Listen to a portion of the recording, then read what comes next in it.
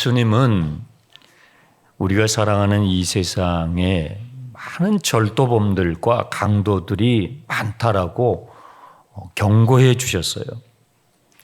절도하고 강도의 차이를 아시죠? 네, 강도는 대놓고 빼앗는 거예요. 그죠? 절도는 전혀 그런 내색 없이 싹 빼가는 게 절도죠. 네, 그런 절도와 강도범이 깔려 있다라고 주님께서 경고하셨죠. 그러니까 양은 시력이 약하다고 그랬잖아요. 바로 앞에 있는 것을 볼 수가 없어요. 그래서 목자의 도움이 없이는 이 양은 넘어지기가 쉽고 또 빼앗기기가 쉽고 합니다. 목자의 돌봄이 절대적으로 필요합니다. 그런데 그 목자가 어떤 목자냐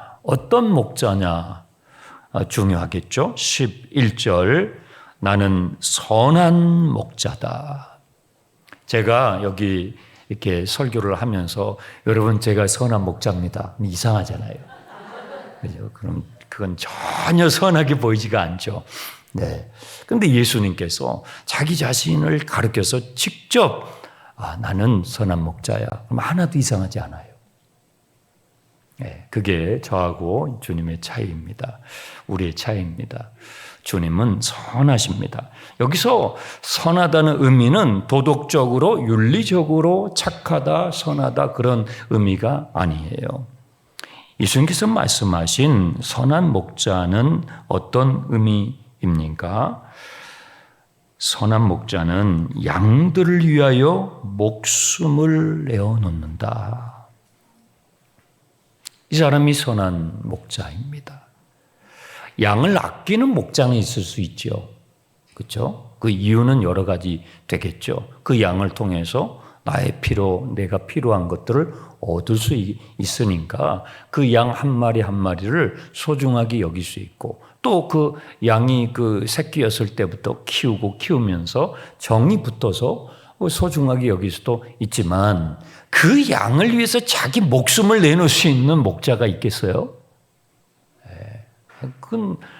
그런 목자는 없죠. 그런데 예수님은 자신은 선한 목자라고 소개하시면서 선한 목자의 정의를 이와 같이 말씀하시는 거예요. 선한 목자인 나는 양을 위해서 내 목숨을 버리노라. 이게 버린다라는 표현을 써요. 목숨을 여러분 어떻게 버립니까? 그런데 주님은 그렇게 하신다라는 거죠. 이 선한 목자신 주님과 대비되고 있는 사람들이 12절에 삭군이라고 되어 있는 사람들입니다. 돌봐야 되는 양들이 많으면 이 당시에는요, 삭을 주고 돈을 주고 일꾼들을 고용해서 양들을 일정 기간 이렇게 맡기는 지금도 그렇잖아요. 지금도 우리가 회사에서 직원을 고용하고 또 알바생을 고용하고 이런 것들이 다 비슷하죠. 해야 할 일들이 많고 돌봐야 되는 양들이 많아지게 되면 돈을 주고 삭을 주고 일꾼을 고용하는 것이죠. 그런데 이 삭을 받고 돈을 받고 일하는 일꾼들의 관심은 양이 아니라 뭐예요? 삭입니다. 돈입니다. 돈을 받고 일꾼이 된 거니까 당연하죠. 양보다는 돈에 더 관심이 있죠. 그 싹을 그 돈 때문에 일을 하는 겁니다. 그리고 그 돈만큼 일을 하는 것입니다.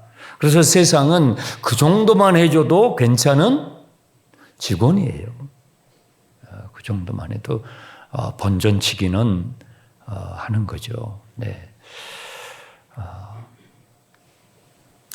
그런데 이 삭군은 삭이 적거나 받는 돈이 적거나 나에게 이익이 안 되겠다, 손해가 되겠다 싶으면 어때요? 미련 없이 떠나는 거죠. 네, 미련 없이 떠나는 것입니다. 더더군다나 12절에 이리가 오는 것을 보면 이리가 뭐예요? 나를 위협하는 거죠. 나에게 위협이 생기면, 나에게 엄청난 손해가 생길 것 같으면, 나에게 위험이 따를 것 같으면, 그러면 이 삭구는요, 삭슬 받고 일하는 이 일꾼은요, 양을 버리고 어떻게 해요? 달아나 버려요. 달아나 버려요. 제가 이렇게 목회를 하면서 사람의 본심, 우리 다 본심이 있잖아요. 본심은 평소에 잘 안 드러나잖아요. 그렇죠? 안 드러나요. 그리고 우리는 볼 수가 없어요. 사람의 외모는 보지만 본심은 아주 깊이 꼭꼭 숨겨놓으니까 평소에 몰라요. 옆에 계시면 보세요. 본심은 몰라요. 그런데 그 본심이 싹 드러나는 때가 있어요. 네, 그 본심이 사람 속에 꽁꽁 숨겨놓은 이 본심이 드러나는 때가 있어요. 언제냐면 위기 앞에서. 이리가 다가오면 그랬잖아요. 이때 그 위기가 다가올 때 나에게 손해가 될 것 같고 경제적인 위험, 그런 그 위기가 찾아올 때 내 안에 있는 내면의 이 본심, 본래의 내 마음이 싹 드러나요. 예, 드러납니다. 그리고 또 하나, 우리의 본심, 여러분과 저의 본심이 드러날 때가 있어요. 또 언제예요? 삭이죠, 삭. 돈. 돈 얘기를 하면 싹 본심이 드러나요. 예. 이 성경은요, 우리가 피해갈 수가 없어요. 하나님을 믿고 주님을 예배하는 우리들이 하나님의 얘기를 할 때에 우리의 본심이 드러나면 좋겠는데 제가 지금까지 목회를 해본 결과로 인간은 그렇지 못하더라고요. 돈 얘기를 하면 본심이 드러나고 하나님의 얘기를 하면 본심이 안 드러나요. 이게 거꾸로 돼야 되거든요. 주님의 제자는, 주님의 사람은 하나님의 얘기를 할 때에 내 본심이 작동하고 내 본심이 드러나야 주님의 제자인 줄 믿습니다. 그렇게 돼야 되는데 아직도 우리는 뭔 거죠? 우리는 주님을 얘기하고 주님의 말씀을, 복음을 나누어도 도무지 우리의 본심을 드러내지 않죠. 위기가 드러날 때, 그리고 돈 이야기를 할 때, 그때 우리는 우리의 본심을 마주하게 됩니다. 주님은 이것을 정확하게 우리에게 가르쳐주고 계시죠. 13절, 달아나는 것은 그가 뭐예요? 삭군인 까닭에 달아나는 거예요. 얼마나 정확합니까? 달아나는 것은 그에게는 양이 더 중요한 것이 아니라 돈이 더 중요했던 거예요. 그에게는 양의 그 한 영혼이 중요했던 것이 아니라 자기의 안전이 중요했던 거예요. 그래 도망가요. 그 도망가면서 내가 누구인지를 확인받게 되죠. 14절. 또 주님이 말씀하셔요. 나는 선한 목자다. 선한 목자는 두 번째 특징이 있는데요. 나는 내 양을 알고 양도 나를 안다. 이게 선한 목자의 특징이에요. 선한 목자는요, 자기에게 속한 양을 잘 알아요. 뿐만 아니라 주님도 그 자신에게 속한 양을 잘 아실 뿐만 아니라 주님의 양도 주님을 잘 알아요. 서로 잘 알아요. 이게 선한 목자의 특징이에요. 어느 정도냐면 15절에 어느 정도냐면 하나님 아버지께서 독생자를 아시는 것처럼 또 주님이 아버지를 아시는 것처럼 서로를 잘 알아요. 와, 대단하죠. 여기에서 주님이 우리를 이와 같이 아시는 것에 대해서는 우리는 100번 동의해요. 주님이시니까 우리를 그렇게 속속히 아시는 것은 뭐 당연하죠. 우리는 동의해요. 그런데 우리가 주님께 속한 양인 우리도 주님을 이와 같이 안다고 하는 점에서는 놀라움을 금치 못해요. 이건 약속이에요. 이건 약속이에요. 주님은 선한 목자신데요. 하나님 아버지께서 아들 독생자를 아시는 것과 같이 우리를 속속히 아셔요. 그런데 주님과 우리의 관계는 그것이 다가 아니에요. 우리도 주님을 그와 같이 알도록 이끌어 주셔요. 그게 선한 목자예요. 선한 목자는 양을 이끌잖아요. 양을 인도하잖아요. 그래서 영생은 뭐냐면 요한복음에서 뒤로 갈수록 영생에 대해서 말씀하셔요. 영생? 오래 산다는 건가? 나 오래 살기 싫어. 지금 초고령화 사회예요. 그래서 지금은 오래 산다라는 것이 나 오래 살기 싫은데 영원히 산다고 싫어. 그런 분들이 나올 수 있어요. 요한복음에서 말씀하는 영생은 그런 게 아니에요. 요한복음이 말씀하는 영생은 영원하신 하나님과 그가 보내신 예수 그리스도를 영원토록 알아가는 거예요. 그래서 천국은요 지루하지 않아요. 예수 믿는 신앙생활은 지루하지가 않아요. 목사님 난 지루한데요. 문제가 있어요. 병든 양이에요. 정신이 딴 데 판 양이라고요. 그리스도 안에서 주님을 알아가는 영원하신 하나님을 알아가는 여러분 알아간다라는 그 기쁨 아세요?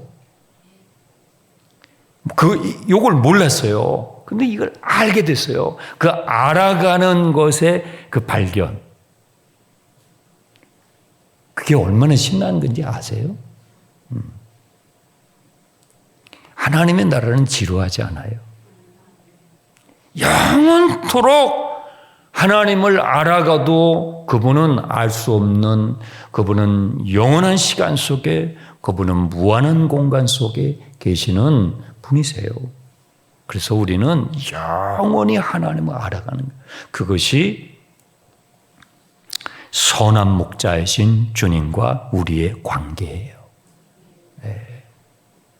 그 놀라운 사귐으로 우리는 초청을 받은 것입니다. 16절. 선한 목자의 세 번째 특징은요, 16절인데, 또 이 우리 안에 들지 아니한 다른 양들이 내게 있어 내가 인도하여야 할 터이니 그들도 내 음성을 듣고 한 무리가 되어 한 목자에게 있으리라. 선한 목자는요, 아직도 우리 안에 들어오지 않은 다른 양들에 대한 관심을 가져요. 아직도 그 우리 안에 들어오지 못한 수많은 양들이 다시 그 한 목자, 한 우리 안에 들어오기를 힘쓰고 계시는 분이 선한 목자이십니다. 어떻게든지 한 마리의 양이라도 더 붙들어 주길 원하시는 분이 이 선한 목자이십니다. 그러면 그 방법이 뭔가? 어떻게 해서 아직도 우리 안에 들어오지 못한, 지금 요한복음 10장을 말씀하고 계신 이 시점으로 기준을 삼는다면 세상에 그 예수 그리스도를 알지 못하고 우리 밖에 있는 양들이 얼마나 많냐고요. 이 말씀을 하셨던 시점을 기준으로 삼으면. 그러면 그 방법, 어떻게 우리 밖에 있는 수많은 양들, 예를 들어 볼까요? 38년 된 병자처럼 병들어 있는 양, 날 때부터 시력을 잃어버리고 고통하고 있는 양, 사마리아 여인처럼 이 남자 저 사람 이 사람 저 사람 하면서 그럼에도 그 목마름을 채울 수 없어서 갈증하는 양. 가늠한 현장에 잡혀서 그 율법의 규정에 의하면 돌에 맞아서 죽어야 되는 그런 불쌍한 양. 수많은 양들이 요한복음에는 예를 들어서 나와 있잖아요. 그런 많은 양들이 어떻게 해서 주님의 울타리 안으로 들어올 수 있다는 것입니까? 그게 17절, 18절이에요. 내가 내 목숨을 버리는 것은 주님의 목숨을 버림으로 그것이 가능해질 거라는 거예요. 그게 뭐예요? 십자가예요. 주님은 항상 십자가를 염두에 두셔요. 여러분, 예수님이 십자가에 죽으신 것은 주님이 힘이 없어서 죽으신 것이 아니라고 지금 말씀하시는 거예요. 내가 내 목숨을 내어줌으로 그것이 가능하게 될 것이다. 울타리 안에 들어오지 못한 아직도 울타리 밖에서 그렇게 아파하며 고통하는 유리방황하는 많은 양들, 목자가 없어서 인생의 방향을 잡지 못하는 양은요, 목자가 없으면 방향을 잃어버려요. 방향을 못 잡아요. 그런 수많은 영혼들이 어떻게 선한 목자이신 이 예수 그리스도의 울타리 안으로 들어올 수 있는가? 그 방법은 내가 내 목숨을 버릴 거야. 십자가를 말씀하시는 거예요.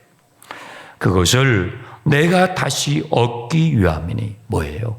부활이에요. 그리스도의 십자가와 그리스도의 부활의 사건을 통해서 그 문을 아직 울타리 안에 들어오지 못한 많은 양들을 향하여 그 문을 활짝 열어주실 것을 주님께서 말씀하시는 거예요. 그런데 그것은 주님께서 어쩔 수 없이 힘이 없어서 아니면 억지로 하는 것이 아니라 기꺼이 스스로 자발적으로. 왜요? 이로 말미암아 아버지께서 나를 뭐예요? 사랑하시느니라. 아버지의 사랑으로 인하여. 아버지 사랑으로 인하여. 그래서요, 우리는 그리스도의 십자가와 부활의 사건을 통해서 궁극적으로 발견하는 것은요, 진짜 아버지예요. 진짜 아버지를, 우리를 측량할 수 없는 사랑으로, 인간의 계산으로 계산할 수 없는 사랑으로 저와 여러분을 사랑하시는 진짜 아버지 하나님을 발견하게 되죠. 네. 네, 여러분, 이 16절에 저는 이 16절의 말씀을 묵상하면서 너무 감사했다고요. 이 16절에 우리 안에 들어오지 못한 다른 양들이 누구일까요? 곰곰이 생각해 보세요. 이 지금 요한복음 10장의 말씀이 나하고 상관이 있나? 예전에 2000년 전에 하신 말씀인데 아니에요. 굉장히 상관이 있죠. 예수님께서 이 말씀을 하셨을 때는요, 십자가를 지기 전이에요. 제자 요한이 요한복음을 기록한 것은요, 주님이 십자가를 지시고 부활하시고 나서 승천하신 후에 요한복음을 기록했다고요. 그러면 아직도 울타리 안에 들어오지 못한 이 다른 양들은 누구일까요? 이방인들인 저와 여러분인 것입니다. 우리는 착각하는 게요, 저도 예전에 그런 착각을 하고 성경을 많이 읽었어요. 마치 아브라함을 읽으면요, 나는 아브라함인 것 같아. 모세를 읽으면 나는 모세인 것 같아. 물론 성경을 읽을 때 그런 느낌이 들어야 됩니다. 그런데 1차적으로는 아니에요. 1차적으로는 성경은 유대인들의 책이에요. 1차적으로는 성경은 이스라엘 사람들의 책이라고요. 그런데 우리는 착각하기를, 여러분 그런 착각 안 해요? 여러분 유대인이 아니잖아요. 이스라엘 가보셨어요? 여보세요? 이스라엘 가보셨어요? 이스라엘 가보셨냐고요? 이스라엘도 안 가보셨으면서 어떻게 성경을 다 여러분처럼 그렇게 그냥 하세요? 유대인들이 그럼 열받아요. 아니, 우리 이스라엘도 땅도 안 밟아봤으면서. 네. 우리는 그 착각하는 거예요. 1차적으로 사도 바울이 로마서에서 말씀하신 대로 복음은 첫째는 누구? 유대인에게요. 복음은 첫 번째 유대인이에요. 유대인들에게 먼저 선포된 복음이에요. 그래서 이 울타리 안에 아직 들어오지 못한 16절을 여러분들은 1절부터 15절까지 보면서 막 은혜를 받고 딱 성경을 덮으면 안 된다니까요. 여러분 16절을 놓치면 안 된단 말이에요. 16절이 우리 거예요. 16절이 이방인들인, 유대인이 아닌 이방인인 저와 여러분을 향한 주님의 말씀이에요. 이 다른 양들은 주님의 십자가를 통하여, 주님의 부활을 통하여 교회가 세워지고 성령이 부어지고, 그리고 그 성령을 받은 주님의 제자들이, 사도들이 예루살렘과 어디로, 유대로 어디로, 사마리아로 어디로, 땅 끝까지 가서 나의 증인이 되리라. 왜요? 우리 안에 들어오지 못한 다른 양들, 그 다른 양들이 여러분이고 저여요.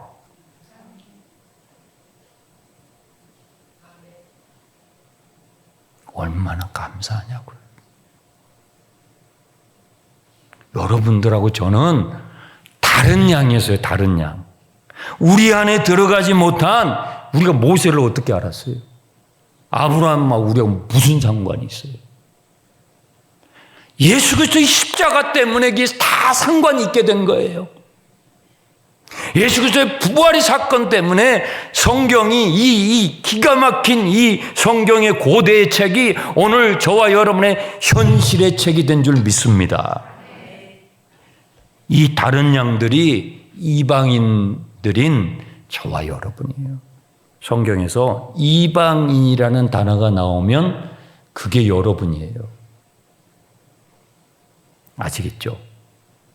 성경을 보는 이 관점이 좀 딱 점프해야 돼요. 그 부분이 점프가 되는 부분이에요. 그런데 16절에 예수님께서 매우 강한 표현을 쓰셨어요. 보세요.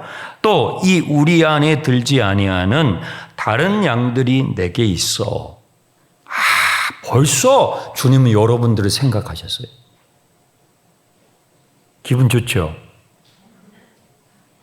아니, 예수님께서 여러분이 태어나기도 전에 뭐라고 말씀하시냐면, 나에게는 우리 안에 들어오지 않는, 지금 예수님의 제자들은 다 우리 안에 들어왔다고요. 그런데 그들을 앞에 놓고 지금 예수님께서, 야, 너네들은 지금 아직 모르는데 지금 이 우리 안에 들어오지 못한 다른 양들이 있어. 저기 서울이라는 곳이 있어. 그러면 뭐 시몬 베드로가 어떻게 알겠어요? 거기 장충동이라고 있다고. 그 충단이네. 거기에 다른 양들이 많아. 굉장히 많아. 내게 있어. 얼마나 감사해요. 내게 있어. 내가 인도하여야 할 터이니. 이 표현 매우 강한 표현이에요. 우리말 성경에는 내가 인도하여야 할 터이니, 조금 마치 인도할까 말까 좀 이런 뉘앙스를 주는데 원문은 그렇지 않아요. 영어 성경은 훨씬 더 제대로 표현했어요. I must bring them also. 반드시 must예요. 반드시 우리 안에 데리고 와야 할 양들이 내게 있어. 무슨 말씀이냐면 나는 너네들이 생각하는 그런 메시아가 아니야 그 말이에요.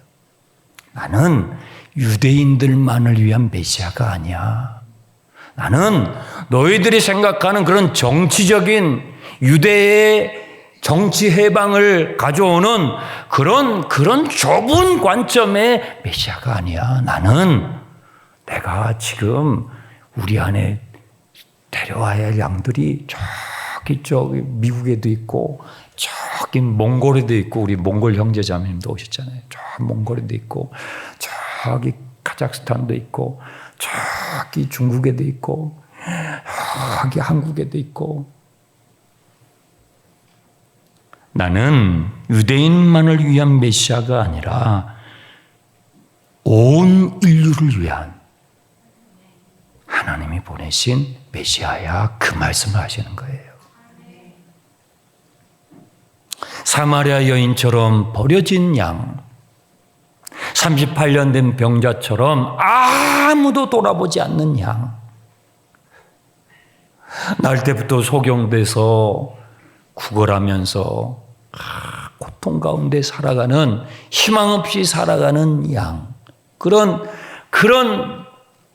수많은 이 땅의 양들을 주님께서 벌써 품으시고 십자가를 칠 각오를 하시고 이 말씀을 하고 계시는 거예요. 너무 감사해요.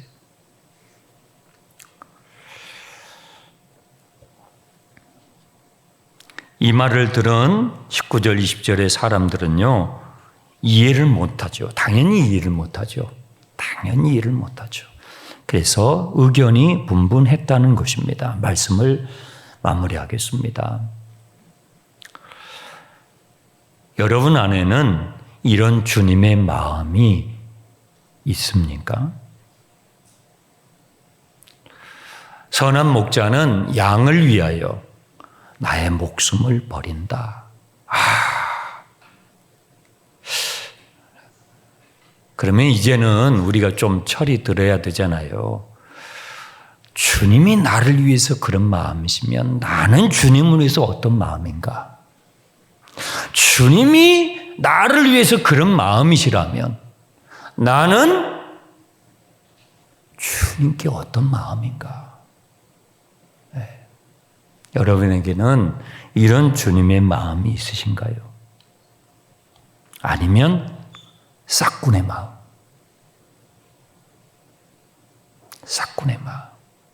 위기가 오면 도망갈 생각하고 돈 이야기하면 귀 닫고 싹군의 마음이죠.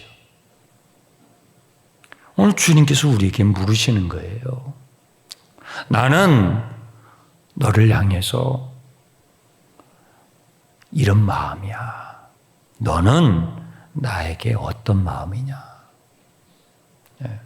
여러분의 마음은 선한 목자의 마음을 닮아가세요? 아니면 싹군의 마음이에요? 네. 우리 교회 안에 주님의 마음이 있는가? 우리 목장 안에 주님의 마음이 있는가? 우리의 가정 안에 주님의 마음이 있는가? 아니면 삭군의 마음인가? 교회가 어려우면 여러분 교회가 어려우면 어떻게 할 거예요? 목사님 난 도망갈 거예요. 여러분은 안 도망가고 계셔서 너무 감사해요.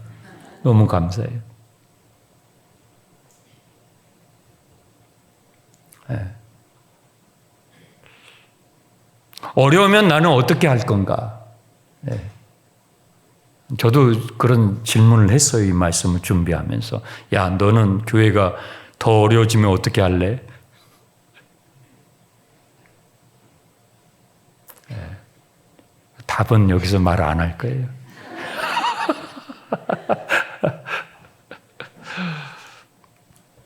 내 안에 주님의 마음이 있는가?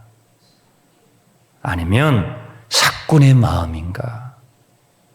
예, 주님은 우리의 중심을 물으시는 것입니다.